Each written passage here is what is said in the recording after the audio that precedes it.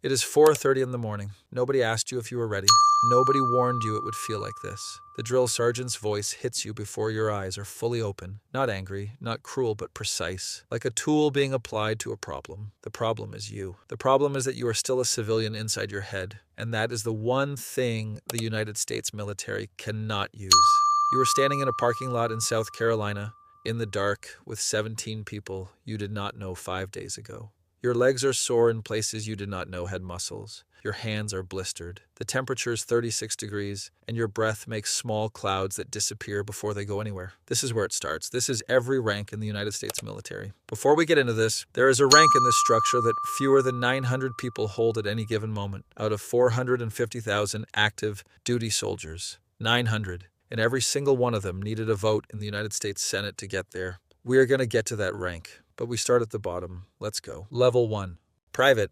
You have no insignia. Look down at your collar. Nothing. Look at your sleeve. Nothing. The Army has not decided what you are worth yet. Neither have you. Basic combat. Training is 9 weeks. They are not designed to break you. They are designed to rebuild you. The drill sergeant does not hate you. He's constructing something. And the first step in building anything useful is clearing the ground. You wake at 4:30 every morning. You run before sunrise. You learn to make a bed so tight that a quarter bounces off it. You learn to field strip your rifle in complete darkness by touch alone in under 30 seconds. You learn that the stranger sleeping in the bunk next to you is now the most important person in your world because in this system, you move together or you do not move at all. Your pay is $1,833 a month. You don't think about the money. You are too tired to think about anything except the next task on the schedule and whether your boots are dry enough to put back on. You are nobody. That is not an insult, it is the starting point. Every person who ever wore a star on their collar stood exactly here first. Level 2, Specialist and Corporal. 2 years in, you know your job. You know it well enough that the soldiers who arrived after you come to you with questions, which is both a compliment and an inconvenience, because you're still figuring things out yourself. Here is where the Army shows you a fork without quite explaining it. Specialist, technical. You go deep into your military occupational specialty. Your MOS, combat medic, intelligence analyst, cyber operator, signal specialist. There are over 150 of them. You can become the best in your building at yours. Or corporal. Leader, same paycheck, completely different identity. A corporal is a junior NCO. He has formal authority over other soldiers. He is responsible for people, not just systems. Which one are you? The Army will answer that question for you if you don't answer it first. Level 3, Sergeant. Your fire team is 4 soldiers, 5 including you. You are responsible for every one of them, not just their performance, their lives, their equipment, their mental state, whether Private Carter has been sleeping, whether Specialist Ray is called home this week, whether the 19-year-old from Ohio has stopped flinching every time a vehicle backfires near the gate. That is your business now, all of it. The Army calls NCOs the backbone of the force. That phrase sounds like a poster until you understand what it actually means. Officers plan, generals decide, Congress funds, but a sergeant in the field is the person who translates every one of those decisions into something a human being actually does. You are the last layer between the Army's intent and what happens on the ground. You now attend meetings you did not know existed 6 months ago. You write evaluations on soldiers who are sometimes older than you. You learn very quickly that rank and age are different things, and that inside this fence only one of them matters. Level 4, Staff Sergeant, 8 to 10 soldiers, your squad. You no longer do the job. You make sure the people doing the job are trained, equipped, and pointed in the right direction. This is harder than it sounds. You spent years becoming excellent at a specific technical skill. Your job now is to make other people excellent at theirs.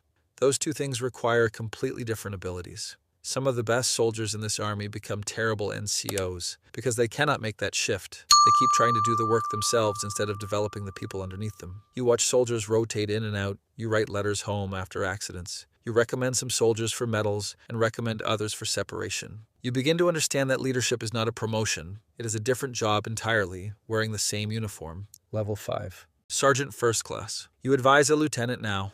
The lieutenant outranks you. The lieutenant is also, in many cases, younger than the soldiers in your platoon. You manage this dynamic carefully because the officer has the rank and you have the experience. And both things are necessary, and neither one alone is enough. The best lieutenants know what you know. They listen more than they talk in the first year. They ask before they order. They treat the knowledge you carry as the most valuable education available to them because it is. The ones who arrive thinking their commission means they already know what they need to know. They tend not to last. You are the bridge between what the army wants and what the soldiers will actually do. That position has no clean title. It just has weight. Level 6. First Sergeant and Sergeant Major. You walk into a room and everyone straightens up. Not because they fear you, because they know what you represent. 15 to 20 years. You have forgotten more about soldiering than most people in this building will ever learn. You have been in this longer than some of your soldiers have been alive. The first sergeant is the senior NCO of a company. 150 soldiers. You are the bridge between the enlisted force and the commanding officer. When the captain has an idea that will not work in practice, you are the one who tells him, professionally, privately, before it becomes a public problem. When a soldier is struggling and does not want to go to an officer, they come to you. The sergeant major of the army is the highest enlisted rank in the entire force. One person. Picked out of 450,000 active duty soldiers. One, they advise the Army Chief of Staff. Their input shapes policy that touches every uniform in every base in every country where American forces are stationed. You didn't get here through luck. There are no shortcuts to E9. There's only time, performance, and the kind of consistency that most people cannot sustain. If you're finding this interesting, the structure, what each level actually feels like from the inside, Prishnim, there are a few other worlds on this channel that run the same format. Different uniform, same journey. The subscribe button is right there if you want more of it. Let's keep going.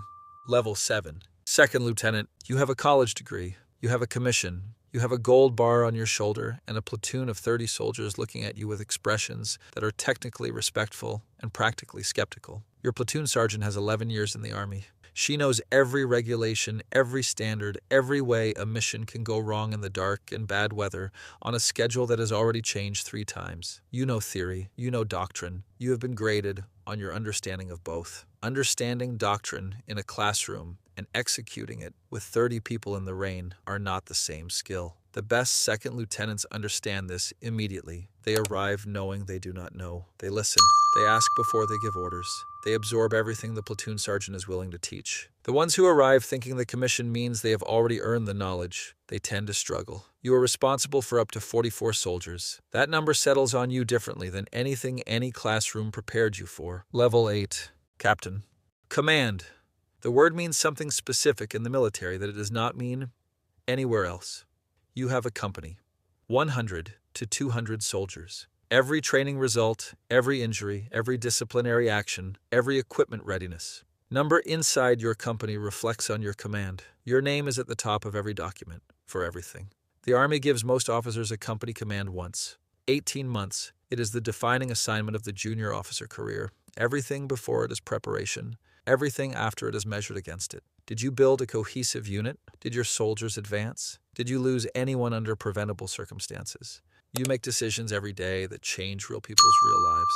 A soldier requests compassionate reassignment to be closer to a sick parent. You approve or deny. Is another test positive for a prohibited substance? You initiate proceedings. A third performs extraordinary courage and training. You write the award recommendation. You work 16-hour days, and you don't think of it as working 16-hour days. You think of it as your job. Level 9. Lieutenant Colonel, you command a battalion. 300 to 1,000 soldiers depending on the type. You do not know most of them by name. That sentence alone marks the distance between where you began and where you are standing now. Your job has completely transformed. You are no longer executing plans, you are making them. You receive guidance from above, and you translate it into orders that flow down through your staff, through your company commanders, through their platoon leaders, down to the soldier on the ground. 4 layers between your intent and the person who acts on it. Those 4 layers are where things go right or wrong. Selection for battalion command is competitive. Hundreds of lieutenant colonels compete for a limited number of slots. The board looks at everything, not just who you have been, who you will be with 1,000 soldiers and a mission that matters. Level 10. Colonel, your brigade is 1,500 to 3,200 soldiers. It has its own logistics, its own medical support, its own aviation assets. It is a self-sustaining combat system, and you are its commanding officer. Your decisions affect terrain. You're not asking how a specific soldier should train. You are asking which sector your unit will own, which communities you will interface with, which coalition partners you will integrate. The tactical details that consumed you a decade ago are now handled by the commanders who report to you. The eagle on your collar means something to the soldiers who see it. and to every officer who has not yet earned it. The colonels who forget that weight exists are the ones who begin making decisions based on what is good for their career rather than their soldiers. The Army has a word for those colonels. It is not a compliment. Level 11. General Officer. Your promotion to General Officer requires a vote in the United States Senate. This is not a formality. Your record is reviewed by Congress. You are being confirmed as the kind of person to whom the nation is willing to entrust its armed forces at the highest levels. A brigadier general commands a brigade or serves as deputy division commander. A major general commands a division, 10 to 15,000 soldiers. A lieutenant general commands a corps. A four-star general commands the entire army or advises the Joint Chiefs. At this level, you are no longer a military officer in the way that phrase is commonly understood. You are a military executive. You attend briefings with cabinet officials. You testify before congressional committees. Your public statements are reviewed before you make them. Your decisions carry geopolitical weight. You have spent 25 or more years to reach this point. The physical demands of your early ranks have been replaced by the cognitive demands of constant high-stakes decision-making with incomplete information in rooms where the consequences are measured in lives. Level 12. General of the Army. This rank does not currently exist in the active force. It has been awarded to only 5 men in American history: Pershing, MacArthur, Eisenhower, Arnold, Bradley. Each award came during World War II, when the scale of the conflict required a rank above all others to coordinate it, 5 stars. If this rank is ever activated again, the person who holds it will not command a division or a corps, or even a single branch of the military. They will coordinate the entire American war effort across every domain of conflict simultaneously. The full weight of the nation's armed might passing through a single chain of command that ends with one person. That person will have started exactly where you started, in a parking lot, in the dark, in the cold, with blistered hands and a drill sergeant's voice as the first lesson. The lesson was never about discipline. It was about capacity. How much weight can you carry? How long can you carry it? Or how far are you willing to go before you put it down? The United States military has been asking that question since 1775, and everyone who ever wore the uniform gave the same answer: not yet. I want to ask something genuine. If you had to spend your entire career at one rank in this structure, just one, which one would it be and why? There is no right answer. Some people are built for the sergeant levels. Some people are built for command. Some people would take the general's weight just to have the reach. Tell me where you would land.